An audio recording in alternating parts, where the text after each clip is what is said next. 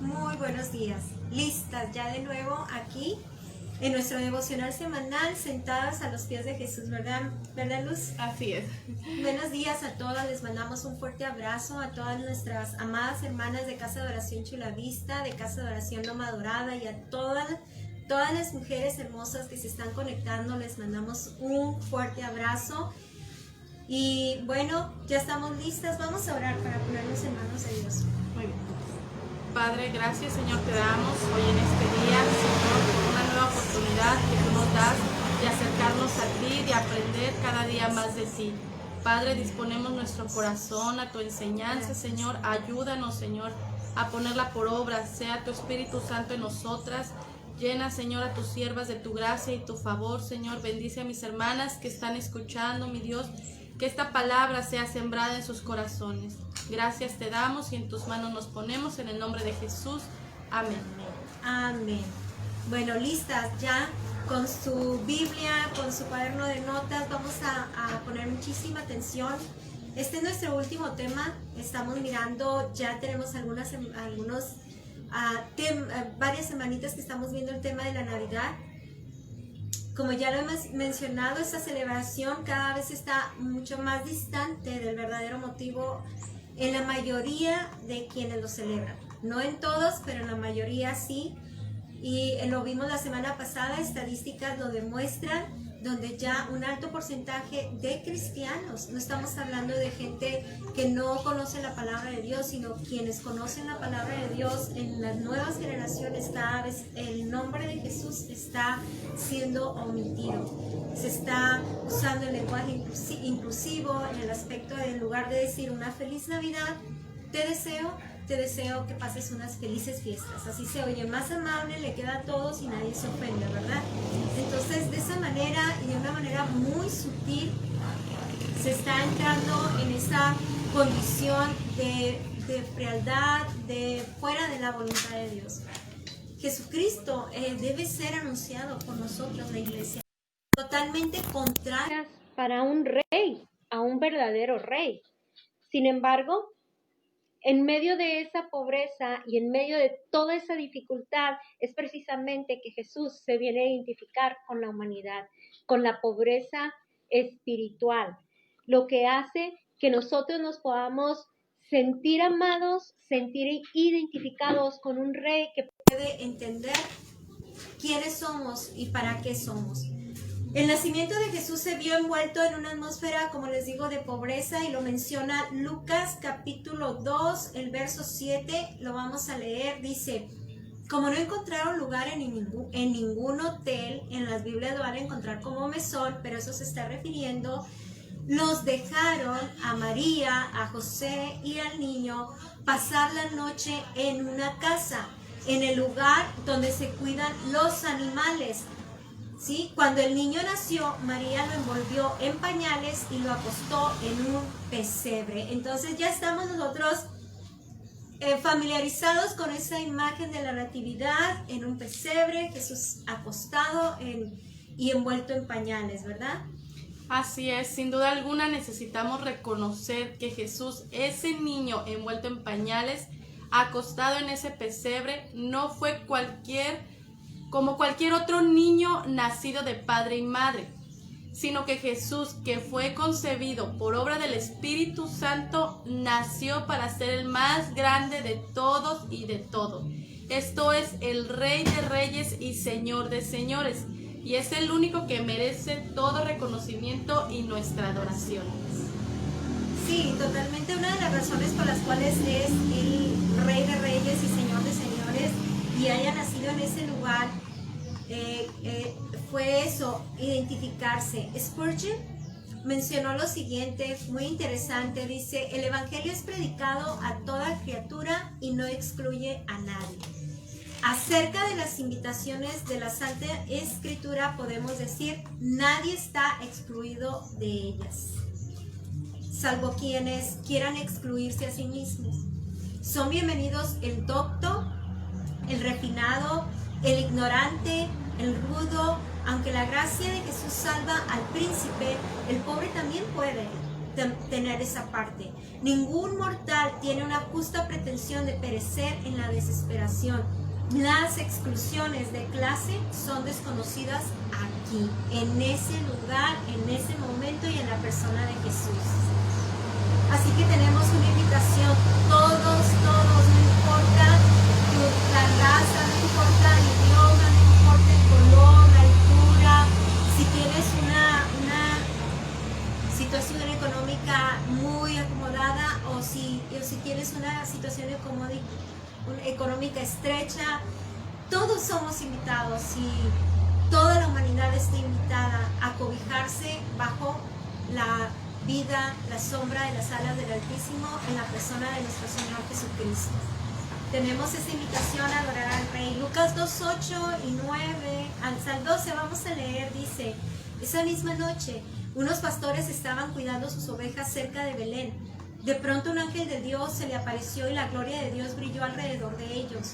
Los pastores se asustaron mucho, pero el ángel les dijo: no tengan miedo, les traigo una buena noticia que los dejará muy contentos. Su Salvador acaba de nacer en Belén. Es el Mesías, el Señor. Lo reconocerán porque está durmiendo en un pesebre envuelto en pañales.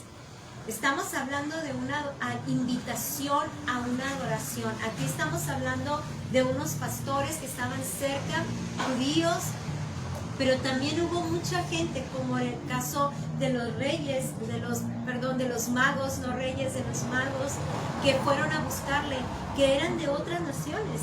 Y esto habla de una invitación a todas las naciones, judíos y no judíos, griegos, mexicanos, norteamericanos, como estamos ahorita predicando, a todas las naciones. Es una invitación a tener ese encuentro con el Señor Jesucristo. ¿Qué quiere decir adorar? Adorar quiere decir que nos invita a postrarnos en un homenaje, en una sumisión, acatamiento, en un respeto, en una exaltación.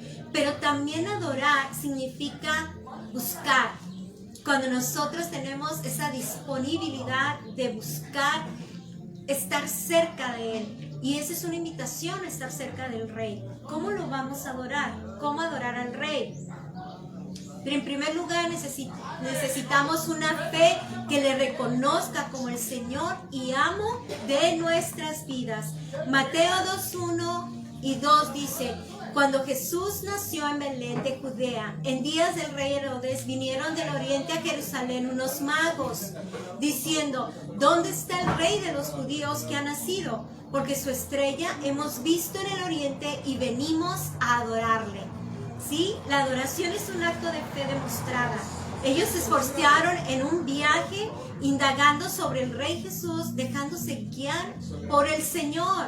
¿Sí? Santiago 2:22 dice: la confianza que Abraham tuvo en Dios se demostró con todo lo que hizo, y por medio de todo lo que hizo, su confianza llegó a ser perfecta. Sí, es un ejemplo que nosotros debemos de ver, es que de la misma manera nosotros demostramos nuestra fe. Nos esforzamos en la lectura, creciendo en conocimiento de nuestro Señor, y todo requiere esfuerzo. Salir de la comodidad, esperar el momento. Nosotros no debemos de sentarnos, jamás debemos de sentarnos a esperar, sin nosotros demostrar nuestra fe, en quién creemos. El motor que nos impulsa es la fe. Si yo tengo un problema, yo no me voy a ir a buscar otras cosas, yo voy a buscar a Dios. Y ese es un acto de verdadera demostración de fe. ¿Tú a quién buscas cuando tienes una aflicción, una necesidad? O cuando tienes una alegría, ¿a quién le das gracias? ¿Corres y lo comentas con los demás, o le das gracias al Señor? Y esa es la manera en que nosotros demostramos la verdadera adoración. Ellos demostraron su fe y la verdadera adoración yendo en esa búsqueda, saliendo de la comodidad y esforzándose. Esos son verdaderos actos de adoración. Así es. Mateo 2:11 al 12 dice: y al entrar en la casa vieron al niño con su madre María, y postrándose lo adoraron. Y abrieron sus tesoros, le ofrecieron presentes, oro, incienso y mirra. Los magos o sabios del oriente vinieron, vieron, adoraron y presentaron sus ofrendas ante Jesús, el niño que nació para ser rey. Aquí estos presentes tienen un significado. Dice que el oro era entregado por los magos a Jesús, que era un reconocimiento de su realeza. El incienso, un homenaje supremo a su divinidad. Y la mirra, dice que es un anuncio a sus padecimientos como redentor de la humanidad. Totalmente de acuerdo, porque esos regalos eran exclusivos dados a los reyes, pero lo maravilloso es como esos regalos representan también la obra de nuestro Señor Jesucristo, quién es Él, su persona como rey, porque el oro era para el rey y el incienso una manera representativa de su divinidad, las oraciones que suben al cielo, y nada más es algo único que nosotros debemos de rogar, de pedir, de reconocer quién es Dios. Así es, un ejemplo que podemos ver aquí en lo que es la mirra está en Mateo 26 del 6 al 12. Me voy a enfocar en el versículo 12, que dice: porque al derramar este perfume sobre mi cuerpo, lo ha hecho a fin de prepararme para la sepultura.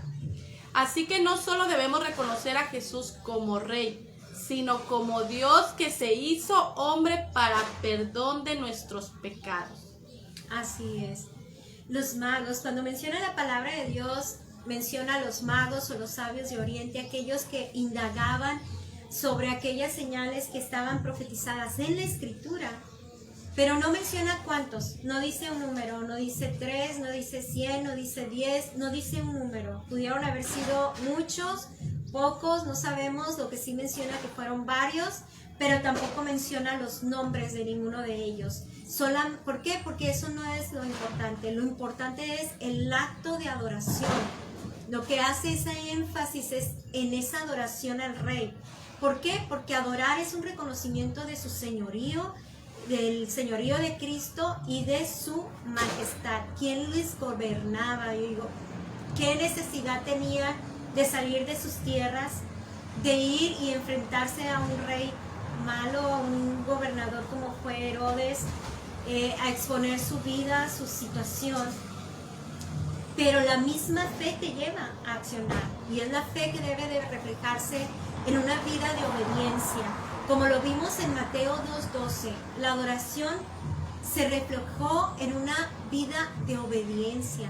Mateo 2:12 dice: pero siendo avisados por revelación en sueños que no volviesen a Herodes, regresaron a su tierra por otro camino. ¿Qué hubiera pasado si ellos hubieran llevado los regalos y al regresar hubieran omitido las órdenes del Señor, que regresaran por otro camino? Ellos hubieran a lo mejor pensado, pero es que es más corto por este lado, es más fácil, ya la gente nos conoce, ya sabemos, no nos da la gana, por decirlo así, pero hubieran desobedecido. Y el acto de adoración hubiera sido solamente un acto religioso, a lo mejor.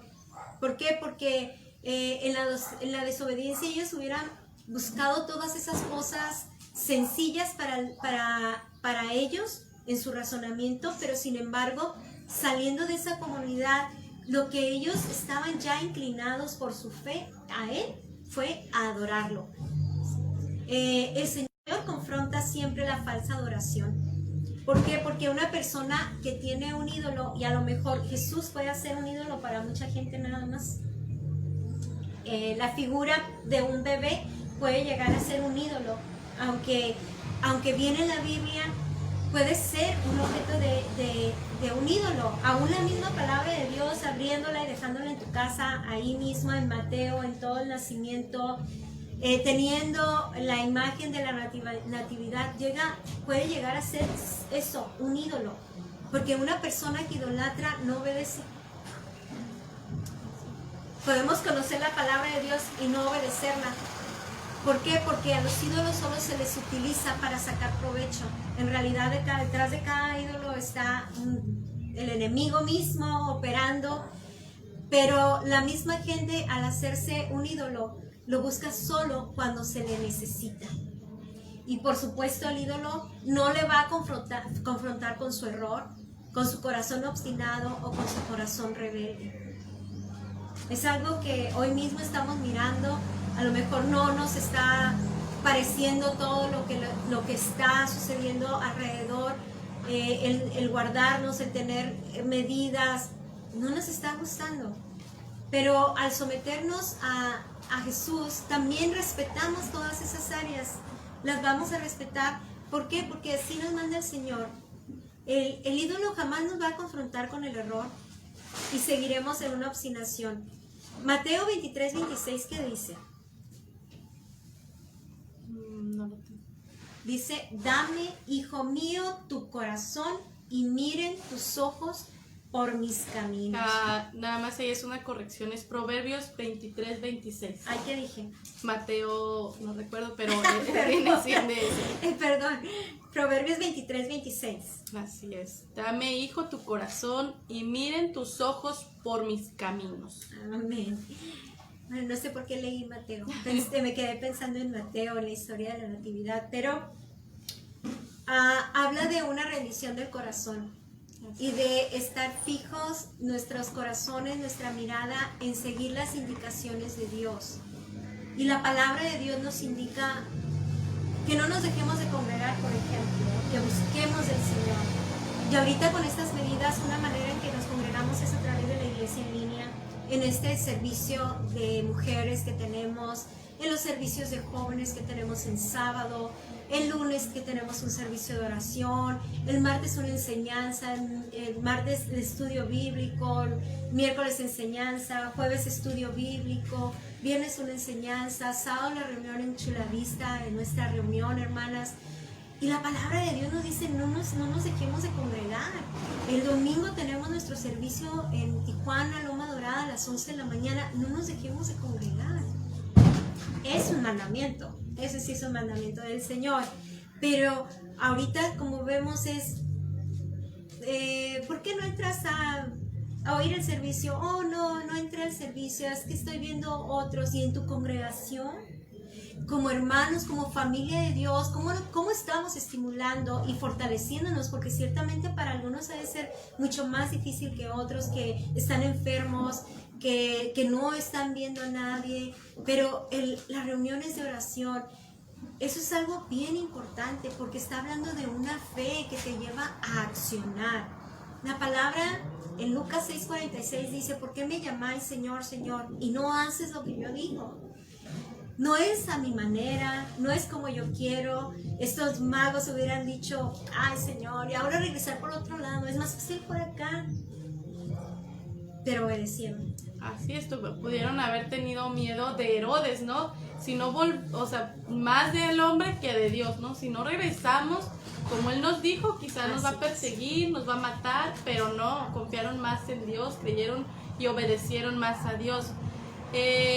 Ahora sí que otra adoración que es lo mismo, está en 1 Samuel 15:22 que dice, Samuel respondió, ¿quiere el Señor holocaustos y sacrificios o quiere que obedezcan su voz? La obediencia vale más que el sacrificio, la docilidad más que la grasa de los carneros. O sea que Dios se complace más de la obediencia.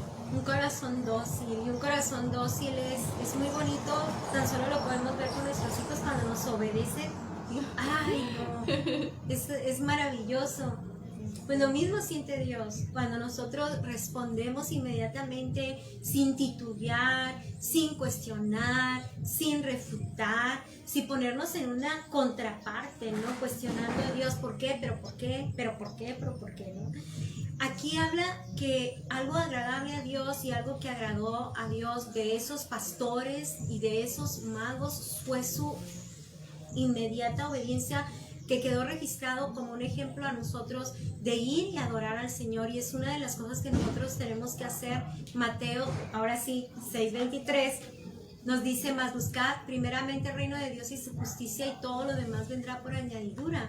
Y buscad está hablando de un acto de adoración, mas buscad es adorar.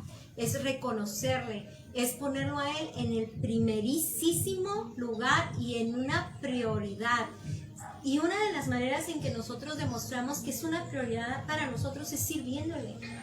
Qué cómodo es en este tiempo de decir, ay, bueno, pues no hay iglesia, pues ya no sirvo. Y le seguimos sirviendo. No solamente en la transmisión, en nuestras oraciones, seguimos adorándolo con nuestras oraciones y adoración constante en un ejercicio de disciplina, de adoración, pero también en el sometimiento de sus preceptos, mandamientos, ¿no? La fe lleva a una vida de adoración, de servicio, dando gracias a Dios en todo. Lucas 2:36 al 38 nos habla de un acto de adoración de una mujer que le creyó a Dios y se mantuvo cerca de Él y pudo ver a Jesús, así de bebé.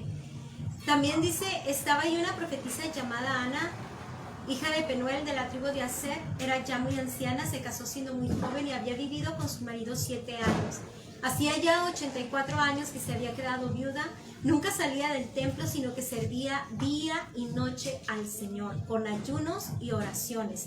Ana se presentó en aquel mismo momento y comenzó a dar gracias a Dios y a hablar del niño Jesús a todos los que esperaban la liberación de Jerusalén. Yo creo que es el acto más maravilloso que en la iglesia respondamos de día y noche, manteniéndonos adorando y dando testimonio de quién es Jesús. Pero habla que en esos 37, hacía 84 años que se había quedado viuda y jamás había dejado de esperar, de tener la esperanza, de tener la fe, de estar adorando, de estar orando, de estar intercediendo, pero estar pendiente del cumplimiento de las profecías que la palabra de Dios nos habla. Juan 4:23 dice, la hora se acerca y ya ha llegado en que los verdaderos adoradores adoran al Padre en espíritu y en verdad, porque esos son los adoradores que quiere el Padre. Así es. Otra manera de adoración es demostrar una vida de justicia, de obediencia a la voz del Señor. Miqueas 6:8 dice, pero ya Dios les ha dicho qué es lo mejor que pueden hacer y lo que espera de ustedes. Es muy sencillo. Dios quiere que ustedes sean justos los unos con los otros, que sean bondadosos con los más débiles y que lo adoren como su único Dios. Amén. Qué hermoso texto, pero es algo que también nos pone alerta. Dios quiere que seamos justos los unos con los otros y bondadosos con los más débiles y que lo adoremos como el único Dios. Y bueno, ya acabamos de ver que una de las maneras es que no lo vamos a buscar solo cuando lo necesitemos, sino el que adora, adorará en espíritu y en verdad, en todo el tiempo y en todo lugar y a todas horas le reconocerá como el único Señor y Rey de Reyes. Bueno, llegamos al final, a nuestra conclusión. Así es. ¿Sí? Me gustaría comentar o mencionar algo antes de la conclusión, y es que uno de los reformadores comentó, algo fue lo que motivó a estos magos a buscar a Jesús, y esto fue, su estrella hemos visto. Ahora esa estrella que apunta a Jesús es el Evangelio. La conclusión es que hoy es el día que esa estrella ha salido para anunciarnos de Jesús. Así que si hemos oído, como dice la Escritura, no endurezcamos nuestro corazón. Es necesario que Jesús nazca en nuestros corazones. Dejemos que esa estrella, el Evangelio, nos guíe hacia Él. Reconozcamos a Jesús como Rey y démosle la gloria a su nombre. Reitero, hoy ha salido la estrella, el Evangelio que apunta a Jesús. Así que vengamos, reconozcamos y adoremos al Rey, a ese niño que nació en Belén. Así es. ¿Reconocemos a Jesús como el Señor y Rey? ¿Cuánta comunión tenemos con el Padre? ¿Dios está guiando nuestra vida? ¿O buscamos los caminos cortos y fáciles haciéndole a un lado? La Escritura dice, a tales adoradores busca que le adoren, los que le adoran en espíritu y en verdad. Los pastores y los magos salieron de su rutina, de su comodidad, se esforzaron y tuvieron la dicha de encontrar la vida, de encontrar a Jesús. Tengamos ánimo y adorémosle todos los días, adorémosle desde el fondo de nuestro corazón y obedezcamos por difícil que sea lo que Él nos pida. Adorar es buscarle. Lo demostramos rindiéndole la mente, el cuerpo, el corazón, todo nuestro ser. Cuando nosotros lo buscamos en la palabra, cuando nosotros le creemos, cuando nosotros le obedecemos. Que el Señor bendiga a todas y vamos a orar y nos ponemos en sus manos. Señor, en el nombre de Jesús queremos darte gracias porque tú eres el Rey y te reconocemos, Señor.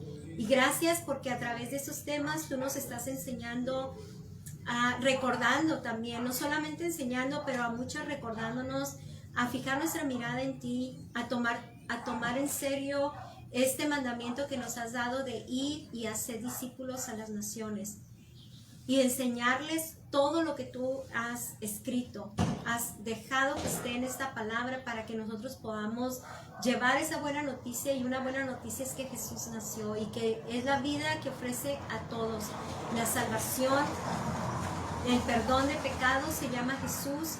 Y oramos, Señor, para que todas las familias que están aquí mirando tengan a Jesús en el corazón y en el hogar seas tú quien gobierne, la obediencia sea un distintivo, Padre, una manera de demostrar que las familias que te conocemos te amamos y te queremos adorar todos los días de nuestra vida. Te damos gracias, Señor, en el nombre de Jesús. Amén.